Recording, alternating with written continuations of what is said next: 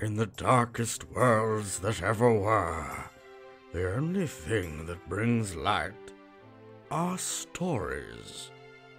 Those stories are kept in one place, the tiny bookcase.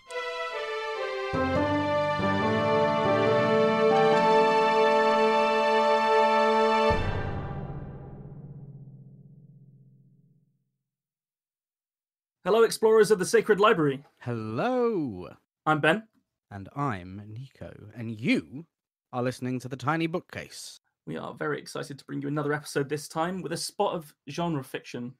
Oh, very much so. We're joined today by someone described by the Scrolls as a game writer, short filmmaker, and novelist. They're quoted as saying, "There's nothing I enjoy more than this job." Sorry. We would like to welcome Anna Mocikat. Hello, Anna. Hi, guys. Thank you so much for inviting me. That's quite all right. Excited to have you. How's your lockdown been during this rather unfortunate pandemic? So I live in South Carolina. I know I don't sound like that, but that's where I have been living for over 4 years now. And there are two good things about South Carolina. First is the weather, because it's always nice and warm. And now we have 15 degrees Celsius right now and sunshine. So it's really nice. And the second is that we basically only had lockdown for maybe 6 weeks. And since then, life is basically normal here. So this normal is life, crikey. Yes, it's yeah. I know it. You guys can't imagine that because you have such severe lockdowns in England. But yeah, so all you have to do is wear your mask, and you can go to restaurants and shopping and whatever. And that sounds like bliss. We've actually reached the point where we've lost all social skills. So I'm gonna have to apologise that you have to talk to us for the next bit. What does the outside look like, Anna? Yeah, what is the outside? Yeah, so my outside is just great. You know, blue sky, sunshine. I can sit on my patio and have some iced coffee. So yeah, that's living in the south. I really enjoy that. Right, this isn't fair at all. Not having this. I know I'm cruel. I'm cruel. Was it the weather that caused you to move to South Carolina, or was it for work? It was basically a coincidence. I wanted to move over to the States for a while, and then because of circumstances, I ended up here, and I really liked it. So that's why I'm still here.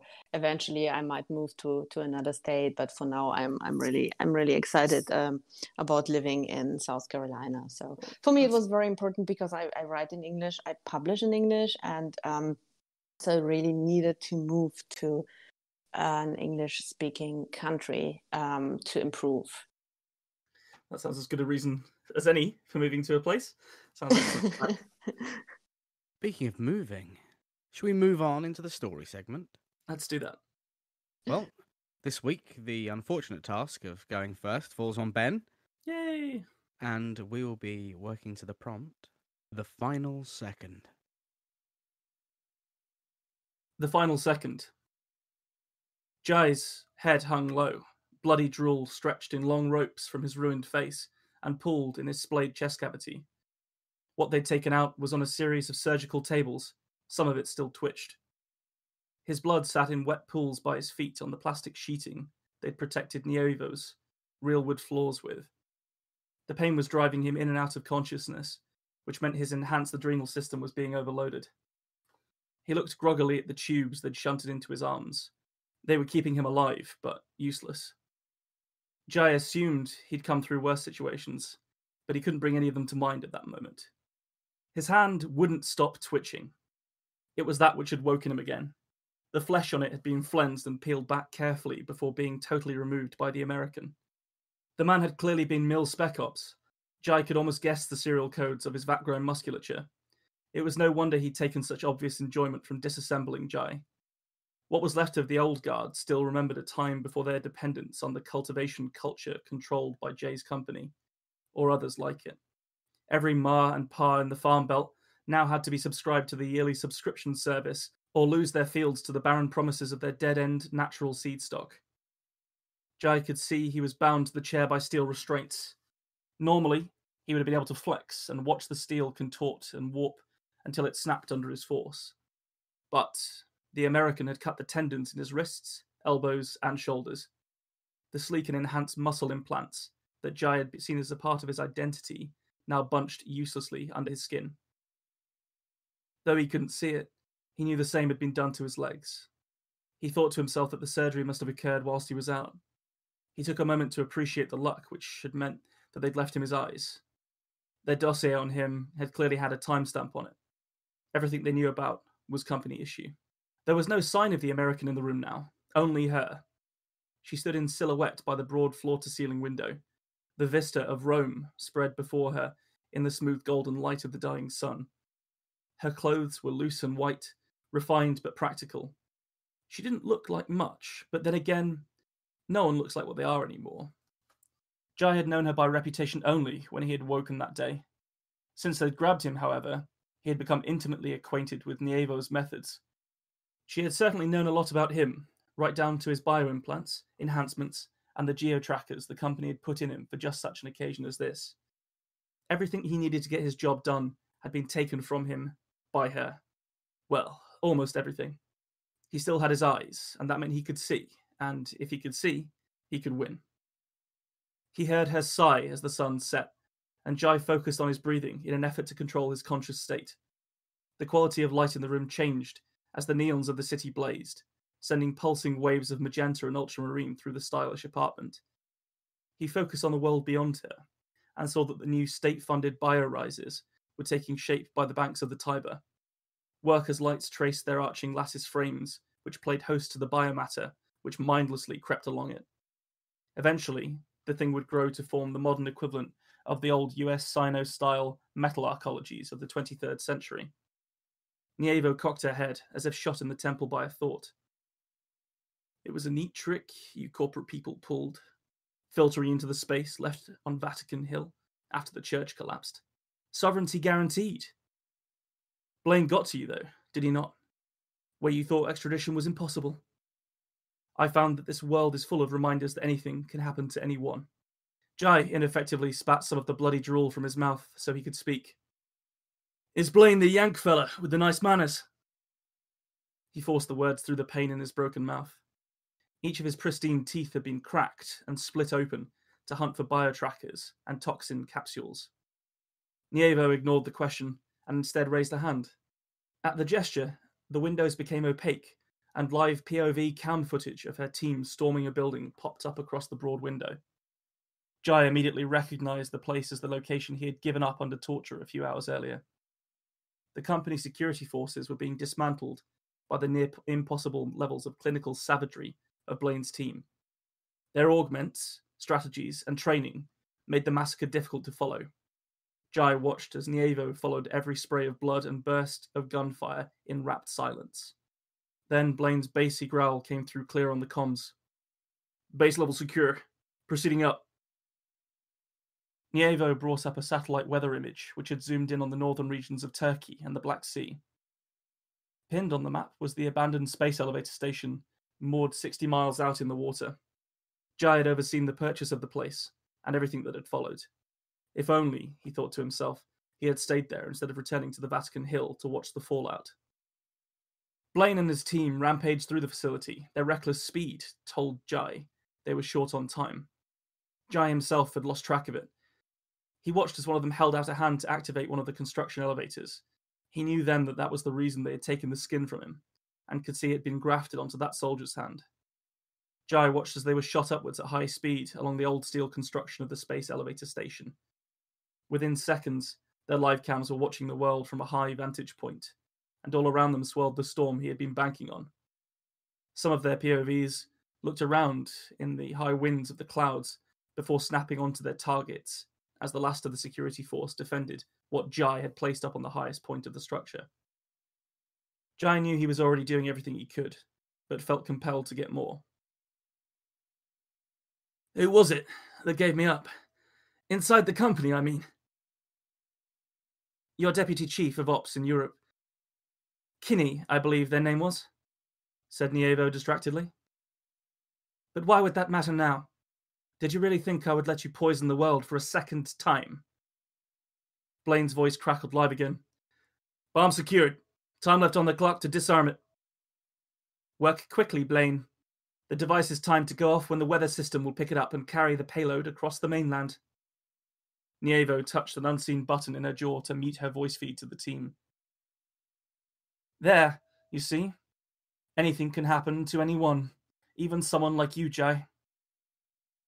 I do see, he replied, watching her. Dominating the wall of feeds behind her was Blaine's view of the old-fashioned timer Jai had opted for. It was ticking down in crimson digits, with a few cuts from the man's clippers, his hands working as deftly as they had during Jai's field surgery and torture. The device's countdown came to a stop. The display read 0001, the final second of the world as it was. Jai heard celebratory cries from the feeds, and Nievo clenched her fist in triumph. I see it all, Jay continued, and I've been watching the whole time. Jai smiled at Nievo as she turned on him, alarm ringing out across her stern features. She ran to him, scooping up a scalpel from the surgical trays as she swept past. Jai saw her touch her jaw again, and then heard her shout to her team. Blaine, we missed something. You need to ensure there are no backups for remote detonation. Oh, fuck, came the crackling reply from the old soldier. Nievo slammed the scalpel into Jai's left eye and worked it back and forth, seeking what she hoped wasn't there. Jai's vision bifurcated on that side and then vanished, causing him to half scream, half laugh at the suddenness of the pain. Oops! Wrong one! Care to play again? He could hear the hysteria in his own voice. He watched it coming for a second time and felt the false retina in his right eye crumple under the scalpel. He heard the sound of metal scraping on metal inside his own skull before his vision cut out entirely. No! Who the fuck still has a cyber eye? Blindly, Jai grinned up at where he thought she was. Me. He heard the reinforced door of her apartment give under a massive blow, and the clack of a silenced weapon burst firing, then felt her hit the ground by his feet. He couldn't see it, but he could imagine the white of her clothes soaking up his blood like a sponge. Jai felt a flurry of activity around him as his personal security team checked him over. Someone threw up, and he knew it wasn't him. His stomach was on the table to his left. Sir, are you okay, sir? They worried at the steel bonds that held him in the chair. From the feeds on the wall, Jai could hear the failure of Nievo's team and the explosion that cut those feeds dead. I'll be just fine, Jay said, smiling blindly. You got here just in time. I mean, first of all, Very how nice. dare you put a bit in a story where they replaced a man's hand skin to get through a door? That's gross, man. Of all the body horror in that story, that's the thing that grossed me out the most. Really? Not the stomach on the table? I think the stomach on the No, table was really charming. I'm Gucci with the stomach on the table. I can't handle wearing another man's hand as a glove. Really? Why? That's not so bad. I don't know. It just feels very personal. I think maybe that's the issue.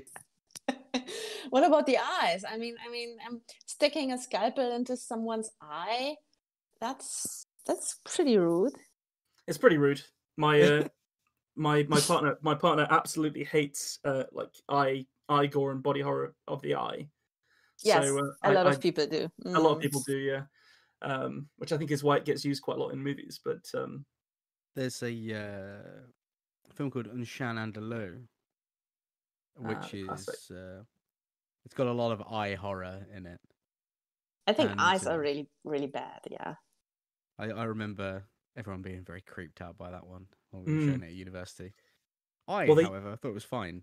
If someone was wearing another man's hand, I would have been not all right. That's all I'm saying. Fits like a glove. Well, awesome. I mean, I really enjoyed the story. I think it was great. I mean, obviously, I love everything cyberpunk, and it was a very nice cyberpunk story. I personally also like gory stuff, so that doesn't really bother me at all. I think it was great. I had a lot of fun listening to it. Oh, thank you. It's very There was kind. a really good implication of it being like deep into a cyberpunk future as well. When she said, "Who the fuck still has a cyber eye?" You know, Yeah. it immediately gave, without you telling us anything, that we've got to the cyberpunk future, and this is the future after that future, and that was really cool. It gave this immense depth to the tech that was Well, sweet. yeah. Thanks for picking up on that. The intention was to write something that was quite post cyberpunk / biopunk was Yeah. where I was going with that. And I've lifted a few things from Paolo Bacigalupi in that story. I don't like the high rises that grow, Hmm. that kind of thing. I think I first read about those in a short story in his anthology Pump Six. So So what I didn't quite get is what exactly was the bomb for? ah, What was so that? so it was sort of hinted at in one of the earlier paragraphs that that companies had damaged the natural seed stock of America to the point where they had to subscribe to Mhm. like genetically engineered seed stock. So the idea was that the bomb would spread out, the same kind of like bioplague across Europe by being driven from the north of Turkey by a weather system into the rest of Europe, which is why it was so high up on this abandoned Yeah. space elevator station in the Black Sea. I thought for a second there you were going to say it was going to be full of seeds, like one of those, the bee bombs that are meant Oh to yeah, grow yeah. wildflowers. So I was a little bit saddened when it wasn't. Yeah, and he's giving crops back to the people. It was like, nah, No, fuck he's 'em. he's the bad guy. He's He definitely the bad definitely. guy. Um, That's something I really liked about the story. Is I mean, you instantly, of course, sympathize with the poor guy who's being tortured and his stomach is on the table and is still twitching and so on. So you really are with him, right? And then it turns out, oh, he is the bad guy. Okay, hey, maybe you should cut out his kidneys too, and his I don't know what else. Um, right? I mean, I think that was pretty surprising, and I really like that. I think it was very cool. Thank you. Well, I'm that's my story for this episode, and I'm very excited to hand it over to you if you're ready. Yes. 1 second. The final second. Kevin fell. At the beginning, he had been screaming, pushing all his despair through his lungs into the world.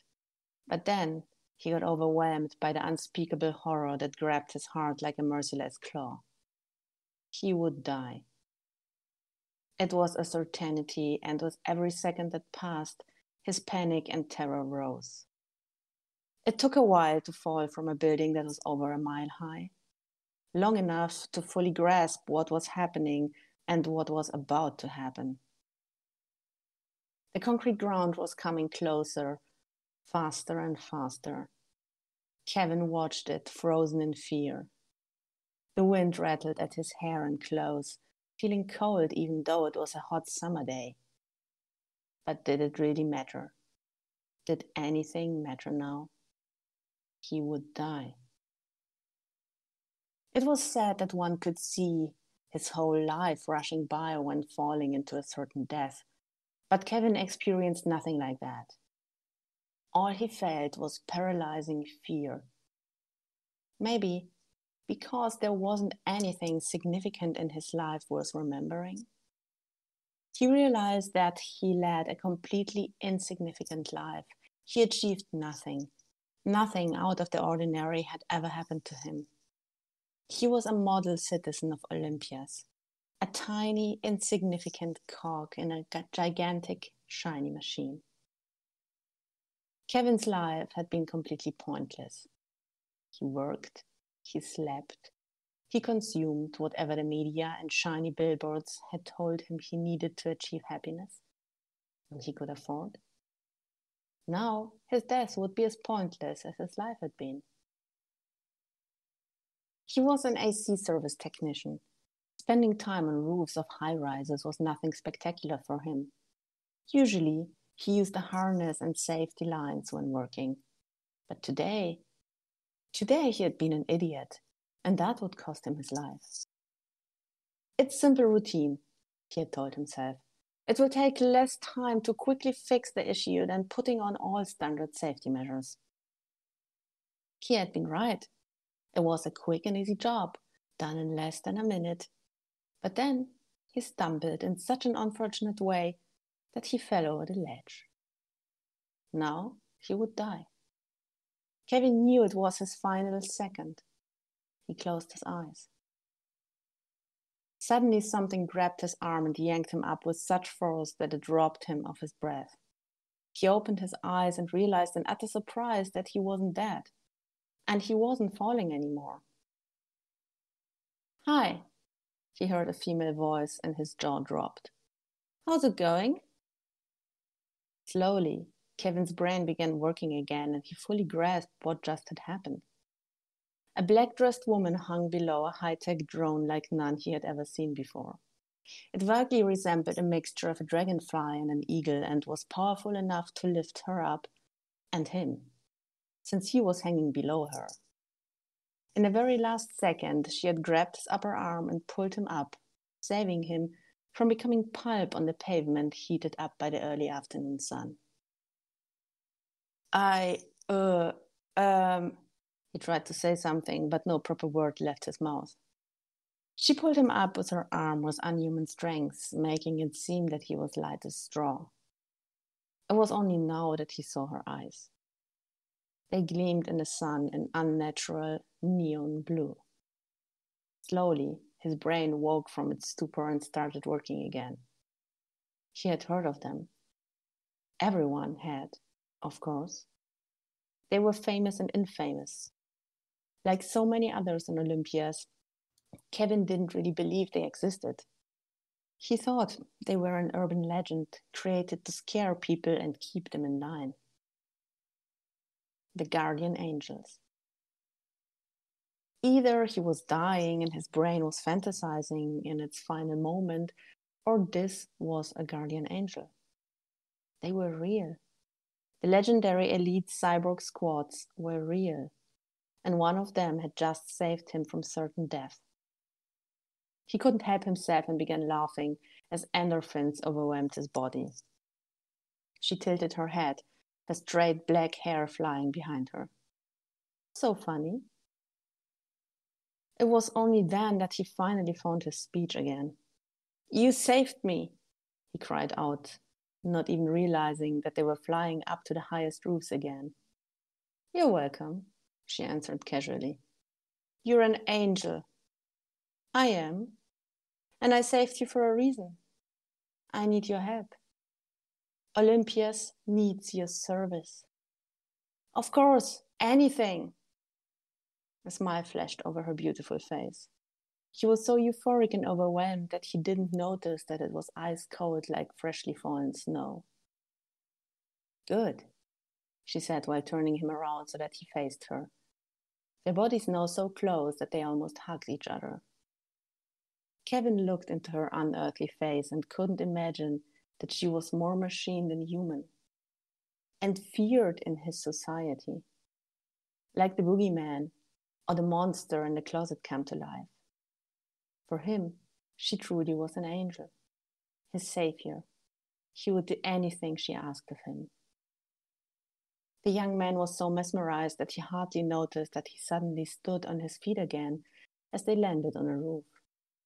He stared into her artificial eyes and felt like the luckiest man alive.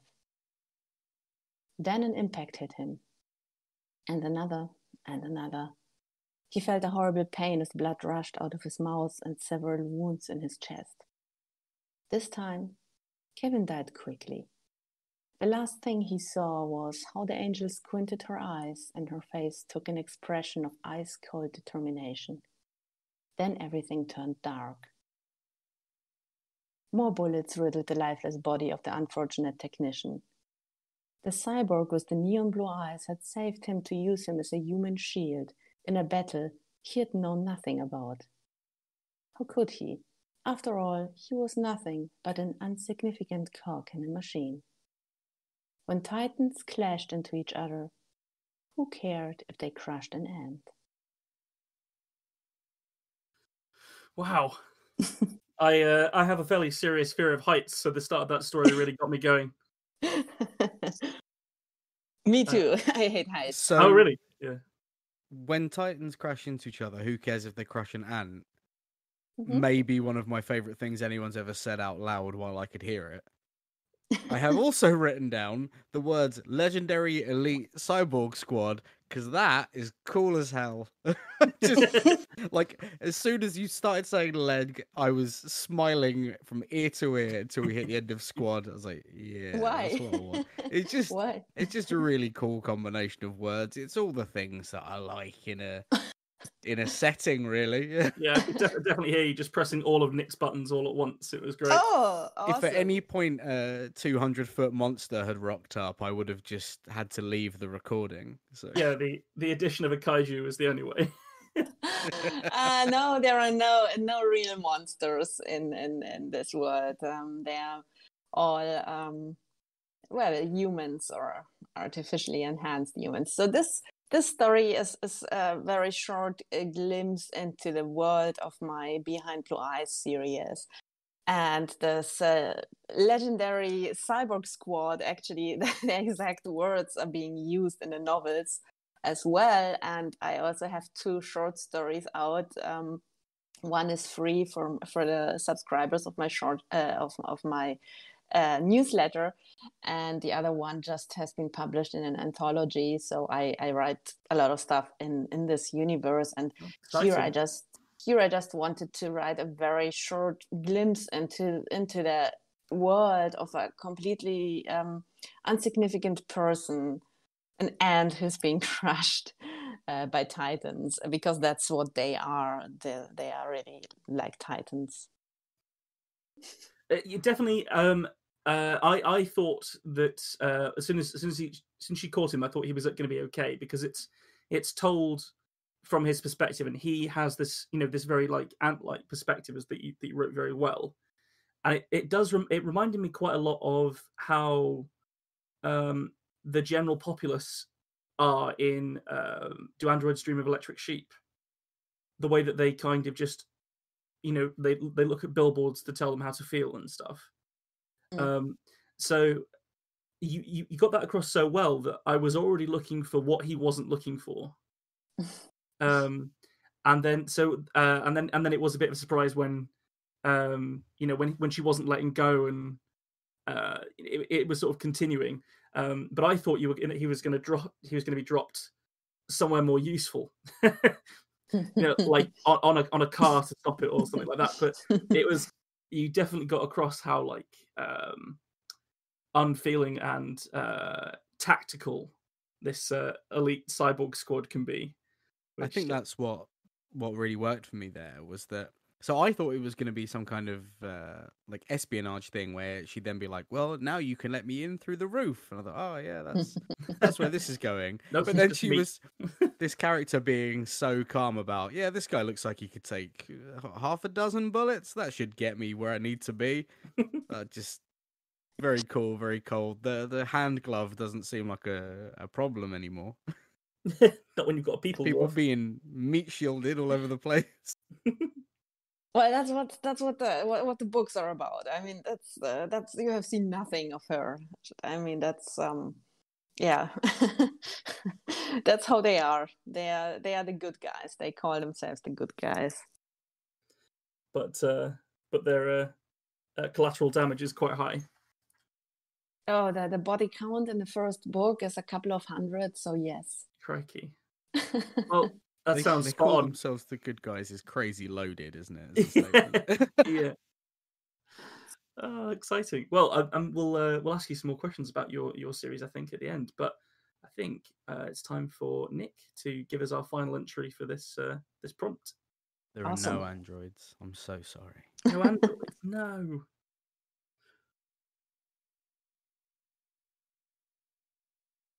At first, I thought it was some kind of shitty magic trick.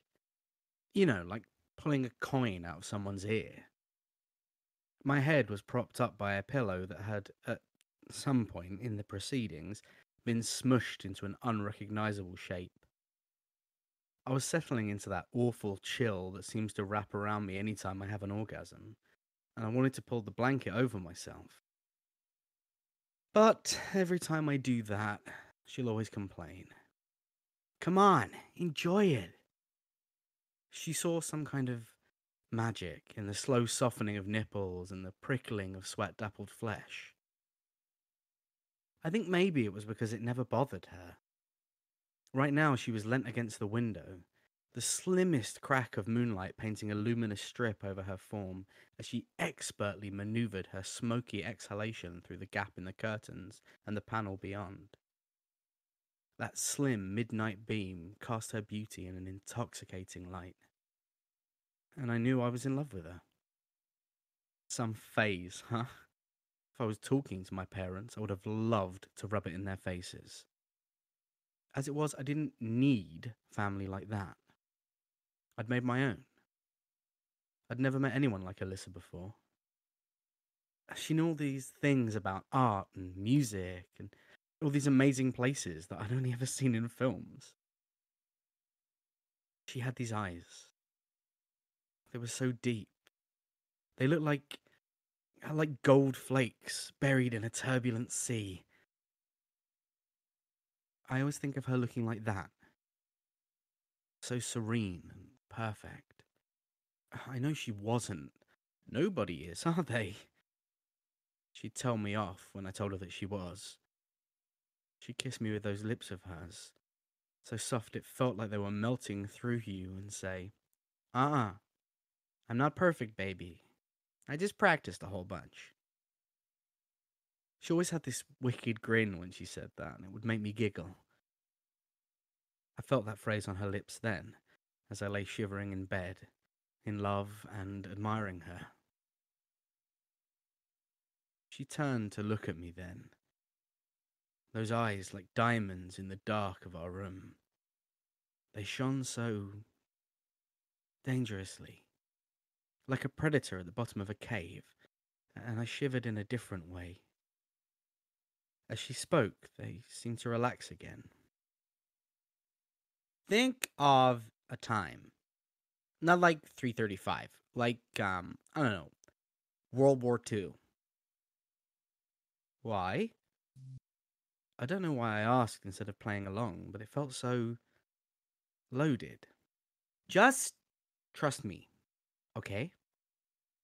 Tell me what time you're thinking of. She looked at me then, like she was looking at my heart, or my soul instead of my face, and I scrambled around my brain like a rat in a dustbin. Bloody, I don't know, Victorian times. She nodded, and snatching up her phone, walked to the bathroom door before glancing back at me over her shoulder. Close your eyes. Count down from 5. I did as she asked. At 5, I heard the bathroom door swing open. Then 4, and 3, and 2, and it closed again with a click. And then 1. I opened my eyes and there she was, still naked, holding her phone screen down. She fixed me with another of those weight of the world looks and flipped her phone so the screen faced me. It was a photo of her, naked as she was now, but not in our bathroom. Some kind of filter. I looked at what was clearly dappled sunlight on her body, and at the woman in an enormous hoop skirt recoiling horrified from this nude and dark-skinned woman before her.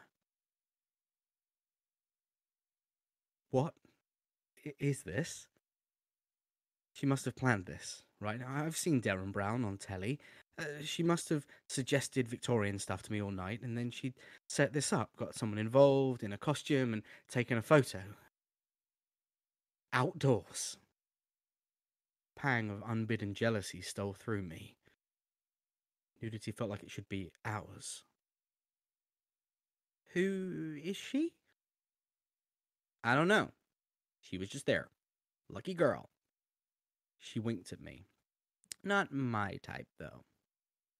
She plonked herself on the edge of the bed, but kept the photo in my field of view. But that's what you wanted, right? Victorians. I nodded, dumbstruck. I didn't know where this was going, if I was honest with myself. What are you on about, Al? Did you inception me? I wiggled my fingers and she stood up. Okay, another test. Pick a piece of clothing, anything. I chuckled and grabbed at the silk scarf that had so recently bound my wrist. If this was a game, I might as well play it like one. All right, tie it to me, anywhere, and pick a time. I paused. She looked so serious. As I moved close and began to tie the scarf around her arm, under the armpit, over the shoulder, she leant back to kiss me. It will all make sense, sugar, I promise. I felt silly now, like I wasn't getting it right. I've never been that good at school or with anything complicated, honestly. It's why I love her so much. She's simple and difficult all at once. Gwen, baby, pick somewhere. Somewhere crazy. I sighed. I always melted when she said my name. All right, dinosaurs time. Rawr! I did little T-Rex hands and she laughed. It was rich and smooth like good chocolate. Standing, she walked to the bathroom door again and locked eyes with me. 5. Her voice carried as she opened the door, and beyond was blinding white light. I felt myself counting along, and at 2 she stepped back in, sweating and shaking. Green was pointing straight at me that time.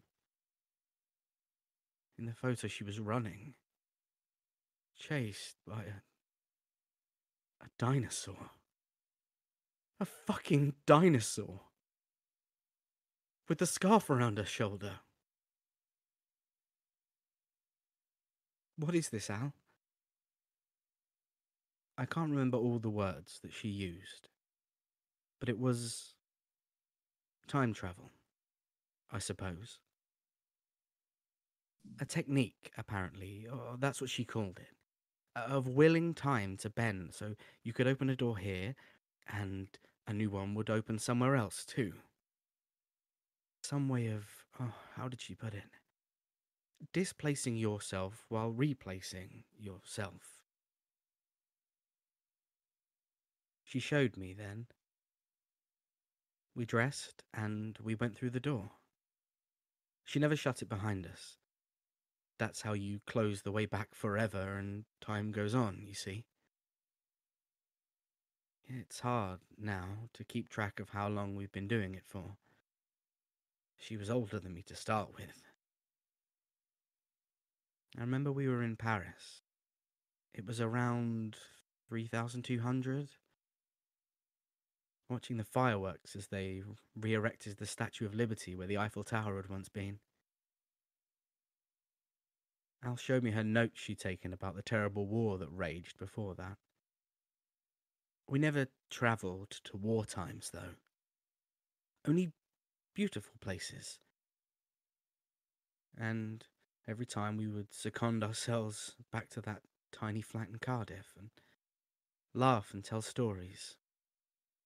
I never got clever, but I got older. She explained, eventually, one day. We were looking through the window in the flat, and it was always that same night. We'd always just finished making love. And it always would be. We never stopped doing that, by the way. There's something about knowing you were the first humans to have sex on the planet that is thrilling, especially when it's a type so many backwards idiots would consider deviant. But as I say, we go back to our night, in our flat. And though it stays the same, we begin to fray at the edges.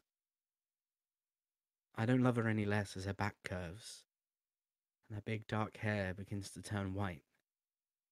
She doesn't mind when my freckles disappear into the folds of my face. because we're in love. She reminds me often, Sugar, love is more powerful than time. I knew she was going to die before she did. I could feel it in the way that her hand held mine. The softness in her fingers was weakness now, not delicacy. So I asked her one last favour. One last place I wanted to go. We opened the door and stepped through into the last moment in our universe. The final second of all time. It was so terrifying and beautiful all at once. A billion stars drawn inexorably in, pulled by the great expanse of space and time, and concepts like Earth and God and time were meaningless, and all that existed was the endless, crushing power of space, every dead star, every dead world, and our love. And as we held hands on the edge of oblivion, that was the most powerful thing of all. I held her hand until I felt it go limp. I held it until she was cold. I looked out at the great, empty nothingness, and I felt it mirrored within me. And then, when I was sure there wasn't anything left, I closed the door. I really liked that. That really blew my socks off. Really interesting take on the time traveling sci-fi conceit. That was very poetic. I mean, that's I can clearly tell that you usually write song text, and which is basically poetry. So yes, very beautiful. Thank you. The line "Love is more powerful than time" was very nice. I think, situated as it was inside the story, which was really powerful, it worked. Worked really nice. That really came from the idea of having someone who could step, back and forth through time at will, choosing to stop somewhere for a while because they fell in love. I thought, how would that person feel about time? And that was the only way I could describe it, really. So, was there an element of Doctor Who to that? Because I know that the woman was from Cardiff, I think it was mentioned, and that's sort of like the that has Doctor Who links, doesn't it? Because that's where they do a lot of the filming for it and that kind of thing. And the idea of, was that subconscious? Might have been subconscious, yeah. Crikey. Yeah. I just picked Cardiff out of the air. And Doctor Who often has companions, and sometimes there's a love interest, and they take them. Yeah. But this was made far more sort of impactful because of that they were both human, that they were both aging, that they were both getting towards death. Yeah. And that was, I also got a sense of loss, that they hadn't lived normal lives as well. Like they'd spent the entirety of it as sightseeing, basically. Yeah. Together, not which was bad. It's not bad, but you can't achieve anything in that scenario. That's, like, for example, you're someone that's written and published books, Anna. That wouldn't really be possible if you're constantly switching between time zones and you've got no time to sort of work on yourself and work on your art. Yeah. But as Anna said, like, very poetic. Like I think you said gold flakes in a turbulent sea when you were describing the eyes the first time. Yeah. I think it was very beautifully described. How you described his feelings and how he sees her and everything. That was very beautiful, very poetic, and very romantic. You obviously you're romantic. I don't know if it came across, but the main character was female. Oh, the main character was female, really? Her name was only mentioned once, but it was Gwen. Yeah, I think that came through. Although I would say it wasn't a gendered story, really. Like, no, not that at all. Could have been anything, really, couldn't it? So I rather see maybe that's something. Maybe that's something you should have mentioned in the beginning, because if you are, I mean, if you're a guy and you're having a story in the first person, then you automatically will see the narrator as a man. So it's an interesting point, isn't it? Yeah, Nick's yeah, actually we've had a yeah. couple of stories from the point of views of women, and it's always a bit sort of like a creative decision as to whether or not to read it in a voice that's not your own. I know Nick in the first season read out a story that he'd written that was excellent, that was written in an American woman's voice, and he performed the whole thing as that. And it had it definitely struck differently than it would have done had he read it out in his own voice.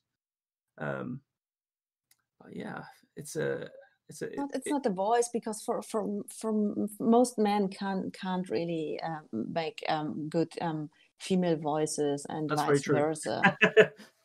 So I'm currently my Behind Blue Eyes is being turned into an audiobook, so I get the chapters every day and listen to them. And the guy who is doing it, my narrator, he's absolutely brilliant, and he really does the female voices very well. But that's a big talent. Not many can do that. So I think it's also different things. It's like I mean, of course, if I imagine I would just have read the story, you wouldn't have read it to me, and I would just listen to it, read it, I would still have thought that the main character is a male. Oh, interesting. What gave you that impression, do you think?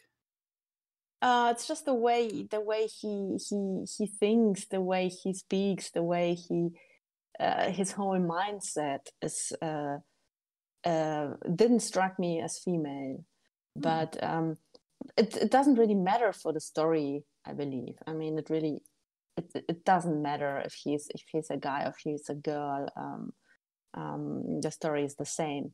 It's just something I think it's interesting, and it's also a big challenge for writers in general when you write from the perspective of the other sex. Then it's really it can be very challenging.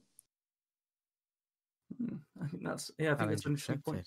Yeah, challenge accepted. Yeah. But it's a great story. It's a beautiful story. I loved it. I was really I was totally clinging to it. Every word. It was very, very well written. I love it. I very much agree. And in terms of your performance as well, there's a bit where you mentioned that she made you giggle. There's a moment where you mentioned giggle, and the way that you performed the word giggle, I got really like, oh, that is that's too cute. It's too cute. So well performed and well written.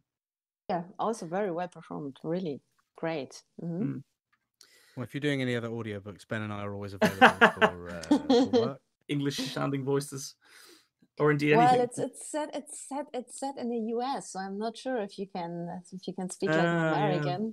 That's definitely a bar I can't climb over, unfortunately, as you saw from my story earlier in this episode. It's something we can work on. We'll give it some time. We'll make it happen. Whatever you need. But it was both your stories were really amazing. I'm very impressed. I think they were really great, but both very different, and you both have very different style of writing. And very, very nice. I loved it. It was a great joy to listen to you guys performing the stories. Equally so for you as well. Yeah, it was lovely to hear your story, especially definitely. To know that it was inside the expanded universe for your published books and stuff. That's really exciting. But we've got some questions for you if you're happy to be interviewed. Hey, of course, whatever you want to know. I'm okay. Okay. Shall I start us off, Nick? Launch. Excellent. So this is always a good one for people that are active writers. What are you reading at the moment? I am reading a book called Dead Heads. It's written by a British author, and he's also a friend of mine. His name is Ross Young, and I really can recommend this book. It's very funny. It's a very morbid story. It's about the afterlife, but the afterlife isn't like paradise and angels singing. It's the place is called Gloomwood, and yeah, it's gloomy there, and it's really, as you Brits say, it's rubbish. Everything is absolutely everything is rubbish there. So it's for me, it's a little bit. I always describe it as if Douglas Adams and Stephen King had a baby. Ooh, that's a potent mix. But also pay to watch. Yeah. So it's really it's an enjoyable book. I'm really having a lot of fun with it.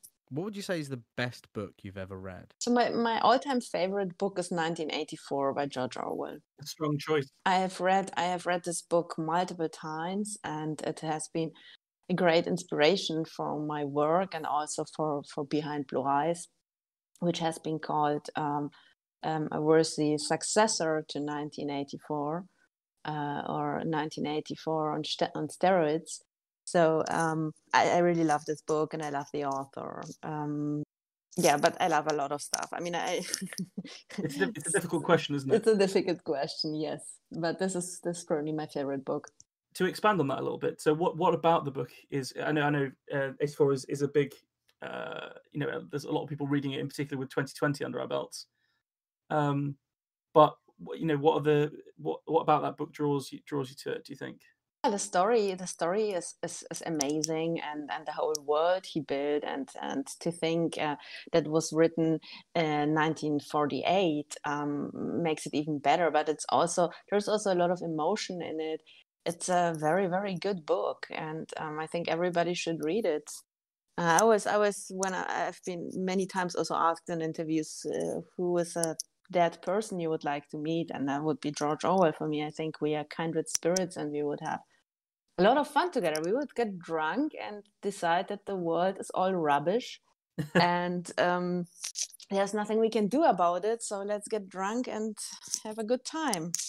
That sounds excellent. That sounds borderline Faustian, isn't it? Where because Faustus meets some heroes from history and has a bit of a piss up with them, I think.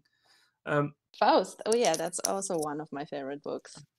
Right. Well, we're talking about books and literary characters and stuff. Do you have a favorite character from fiction? From a book or from a movie or in general? It could. I mean, if we started with books, we could always expand it. Favorite character in a book. However, if something else leapt to your mind from movies or comic books or any other kind of media, then that. So one of my all-time favorite. I have two all-time favorite characters, and they are both from animes. And because I'm a big anime fan, and I'm also a big fan of the whole Japanese cyberpunk. That's where I put myself a little bit. I'm more inspired by the Japanese version of cyberpunk than the Western version. And for me, Major Motoko Kusanagi from Ghost in the Shell is one of my all-time favorite characters, and she's just the best. She's a badass, and so that's her. And then there's another anime called Ergo Proxy, and the main character there is also one of my favorite characters. She's very different than Motoko. Wow. How would you just sort of define the difference between Western and Japanese cyberpunk fiction, do you think? So there are constant discussions, especially on the internet, about what is cyberpunk and what should it have to be cyberpunk. And there are so many people who say that this punk aspect is so incredibly important. And many mix it up with belief that it should be political by any means, and so on. And this comes from the 80s books by William Gibson and others who brought that in for the first time. So this is basically, you can argue that this is where cyberpunk is coming from. However, the Japanese version of it is in my opinion, a little bit more sophisticated. It's not just about, the evil corporations and the good rebels fighting them and so on.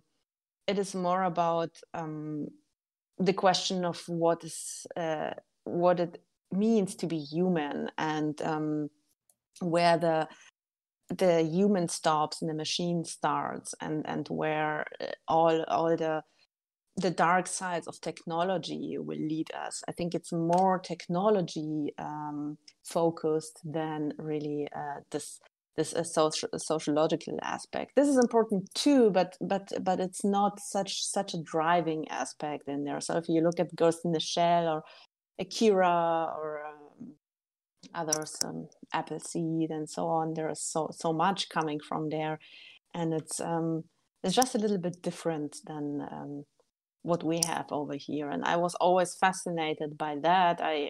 When I first saw Ghost in the Shell many years ago, for me it was really like a revelation, and I always wanted to write my own Ghost in the Shell, basically. And that's when Behind Blue Eyes comes into play. It's basically, if you put Ghost in the Shell and mix it with 1984, then you get that.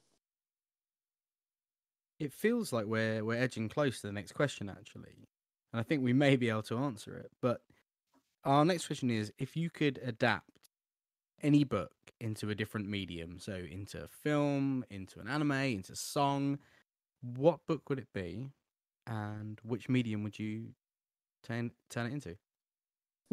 So you mean a book that hasn't been adapted into anything so far? Or... You can make a new version. How many runs have they had at Alice in Wonderland? Or... Okay, let me think.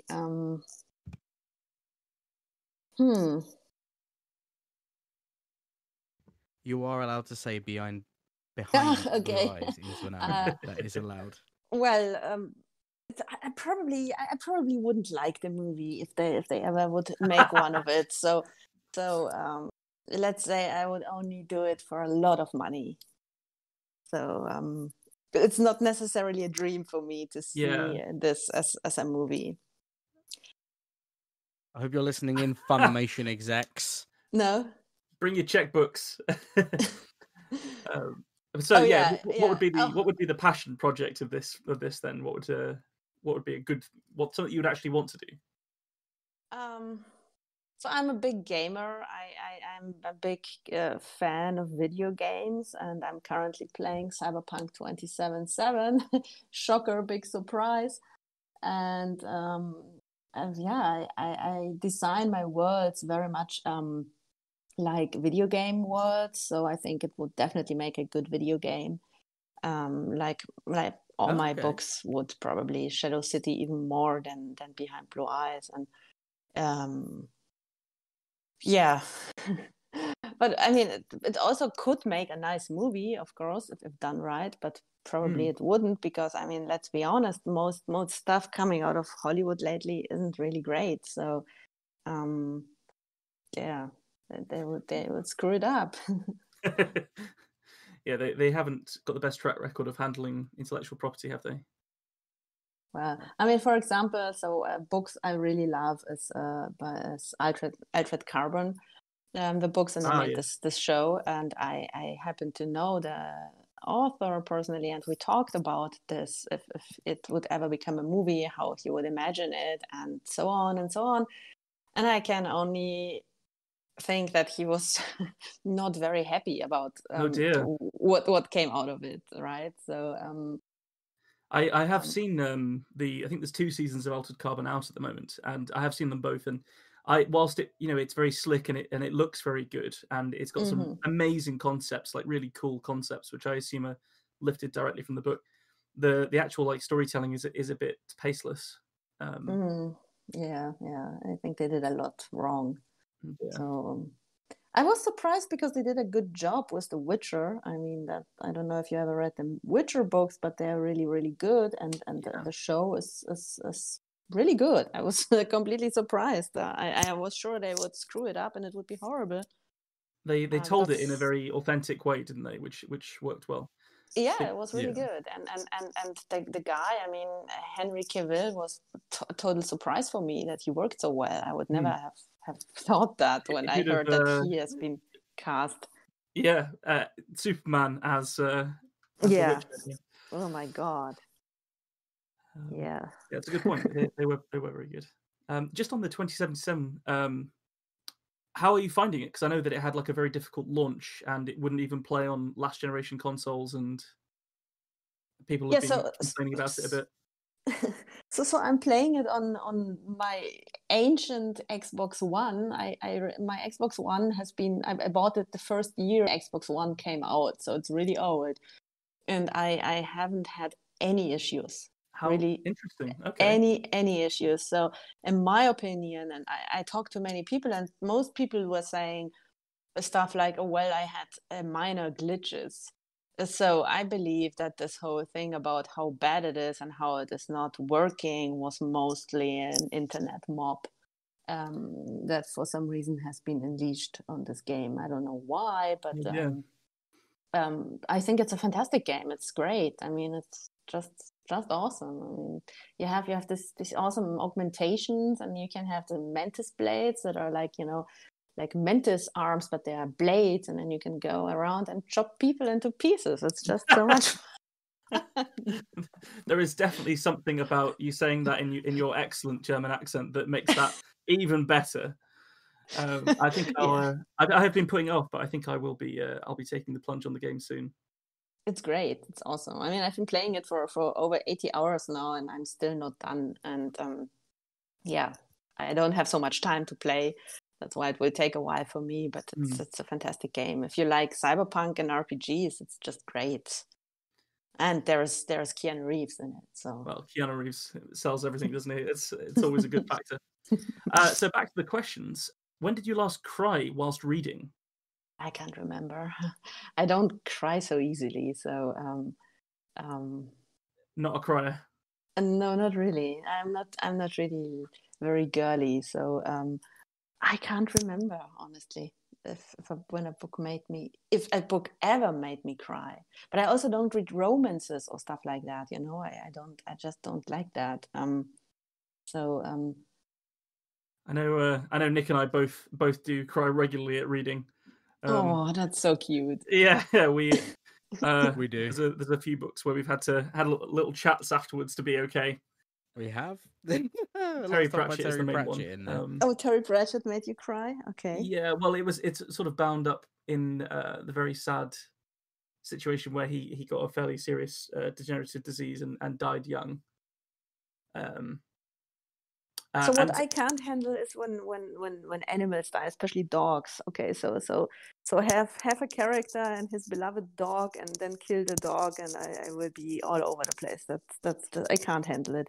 So like, for example, in I Am Legend, that was one of the worst movies I've ever seen. I never read the book, but the movie killed me. When the dog dies, that was too much for me to handle. So so movies will get you, but not books. That's interesting.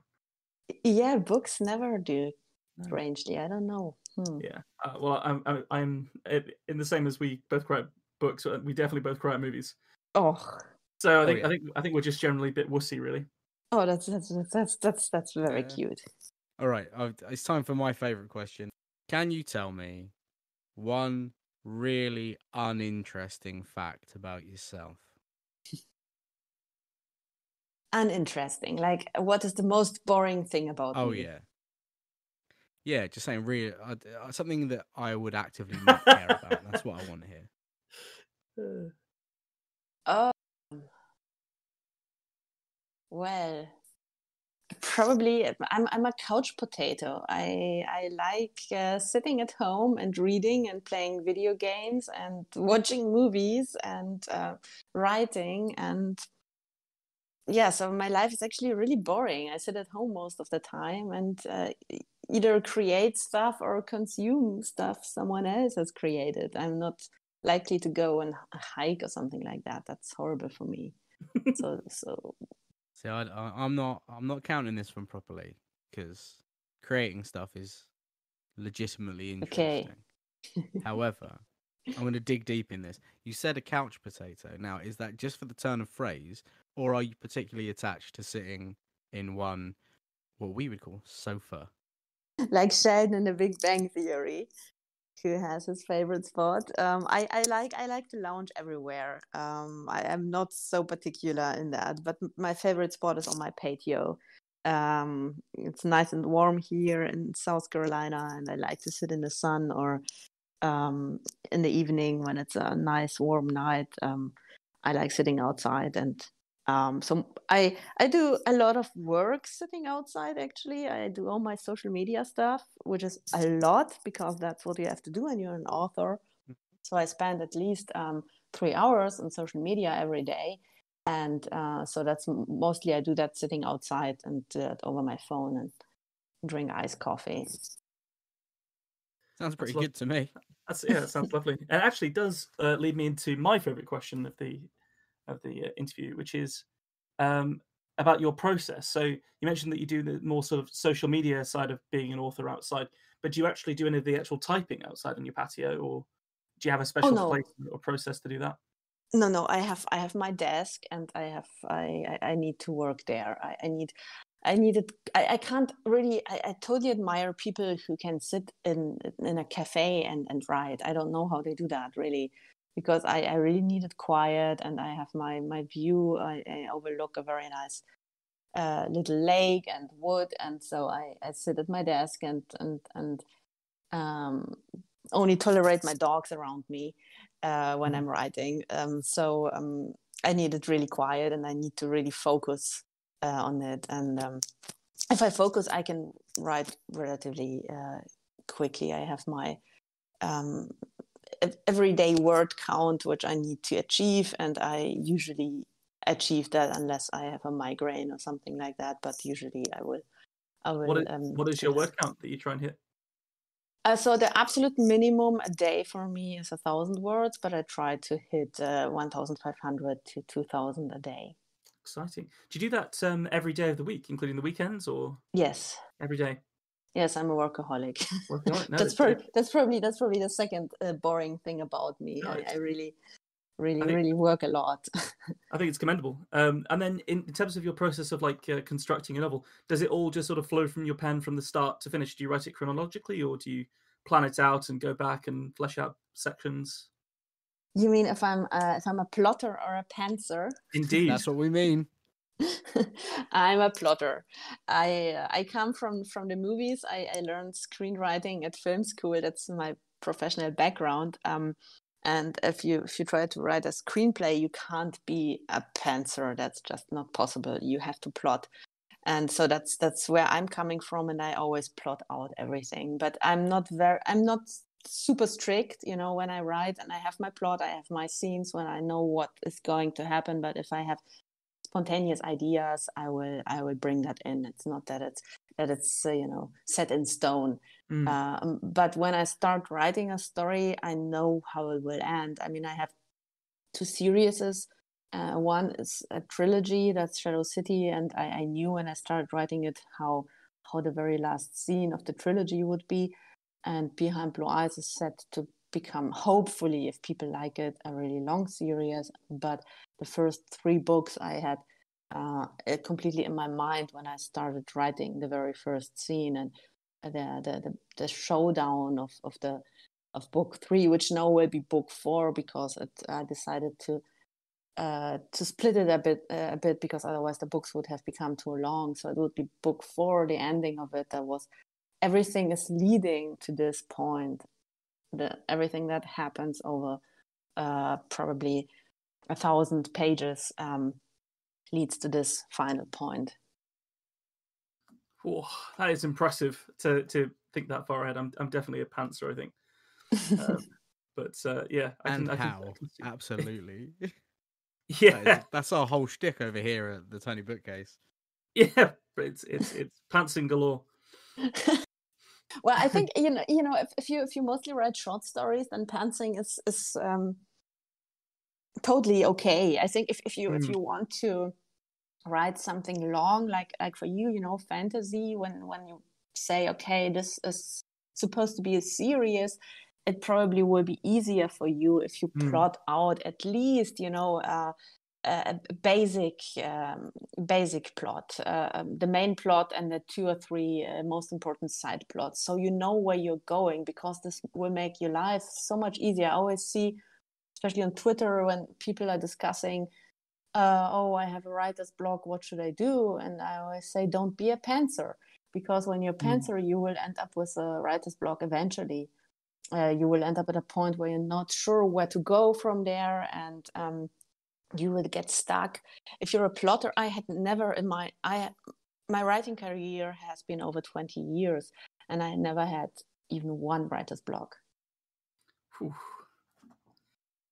Well, I think that is very good advice. I think, and I can probably agree with it. I think from my own minimal experience, like I hit around 60,000 words, and I really had to take almost a week to sort of figure out where I needed to go next. And I sort of had to become a plotter after most of the book was sort of written, or a big chunk of the book was already written. So yeah, you will make your life easier if you plot. Yeah. Really, it will be a much easier life. Live an easier life. Yes. But I think both of you guys are really, really talented writers. I am really impressed by your short stories. I think they're great. I hope you will continue your writing career. Oh, that's very kind. We'll do our best. Yeah, now, speaking of writing careers and plotting and planning ahead, have you got anything coming out soon? Yes, I do. So I am extremely excited about 2 things. One is, as I mentioned before, the audiobook version of Behind Blue Eyes. And I am very, very fortunate that I found a fantastic narrator. I did a big casting for it, and then he basically found me over Twitter, and then I decided to go with him, and he's just amazing, and I love what he's doing, and the audiobook will be fantastic. So I'm very excited about that. That's set to be out in April, hopefully, if Audible plays along as we would like it. And the other one is my second book in my Behind Blue Eyes series. And the release date is March 24th. And I am very excited about this book, because this was, for me, the most difficult book to write ever. And I have written a lot in my career. This was very, very hard, for a reason which maybe sounds a bit stupid, but Behind Blue Eyes has been accepted by readers much more enthusiastically than I ever would have hoped for. I mean, you always hope people love what you write, but I've been in this game long enough to know that it's not so easy to make every reader happy. And it turned out with this book that I made a lot of people very, very happy. And then you have it, and all those people expect from you to create even something better in the next book, or at least hold the quality. Yeah. And so that was probably almost like a writer's block I had, but not because I didn't know what to write, but because I was horrified that I might be not as good as I want to be. But so far, so the beta readers were excited about it. So I hope that the readers will like it too. And I am super, super excited about the release in March. I'd say it's a pretty cool fear to have, worrying that you won't be as awesome as you were the last time you did something. I think well done. Well, I'm not saying I'm awesome, but you're not. But really, your fans are, so people really like it, So I mean, if you look at the reviews, there are a lot of I am used to it that you always get bad reviews, It won't take long and you will get people who say but it didn't happen to me with this book until now, and I'm closing into 100 reviews, so people really like it. That's awesome. Very exciting. And so you mentioned earlier that you're very active on social media, and that's a big part of being an author in this book. Right? Where's the best place for people to find you on social media? So I think if someone is interested in, so just sort of a little bit self-promotion. So my book series is called Behind Blue Eyes, like the song everybody knows, but it has, it is a science fiction, a cyberpunk story.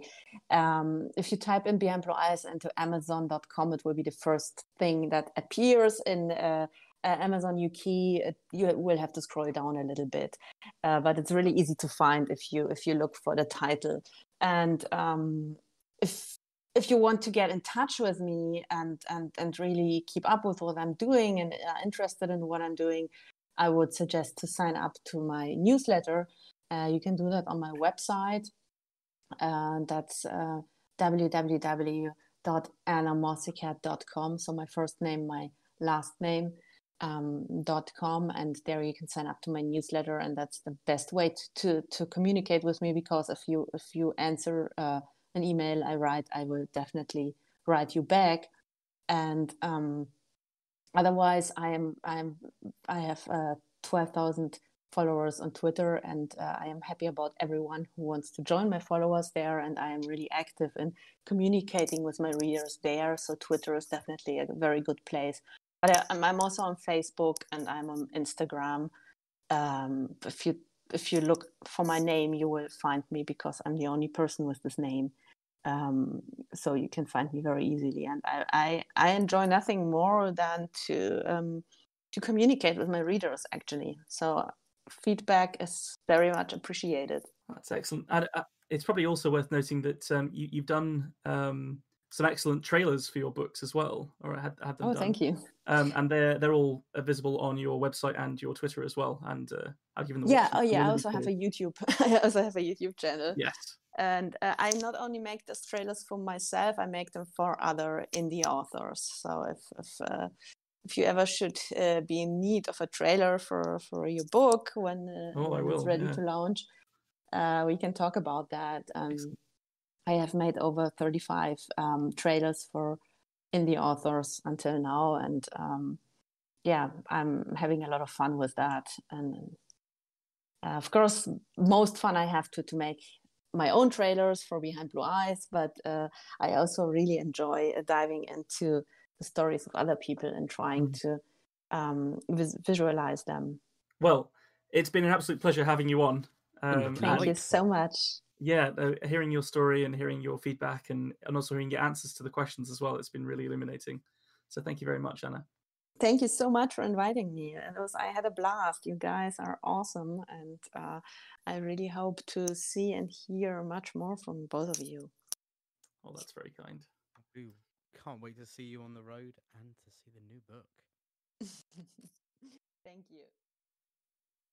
Thank you all for joining us on this episode of The Tiny Bookcase. Make sure you're subscribed to the podcast on your chosen service so that you don't miss out on future episodes. You can follow us on Twitter at BookcaseTiny, where you can talk to us directly and even suggest prompts for upcoming stories.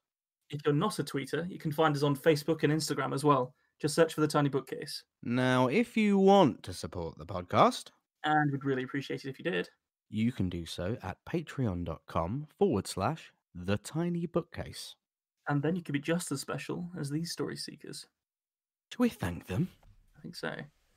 Well, then it's a huge thank you to the legendary Matthew McLaren and the absolutely epic Scott Byrne for their support. Thanks for listening.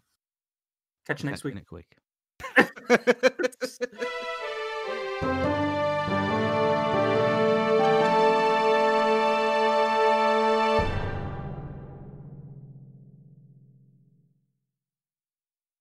Make it slimy. Make it slimy, Nick.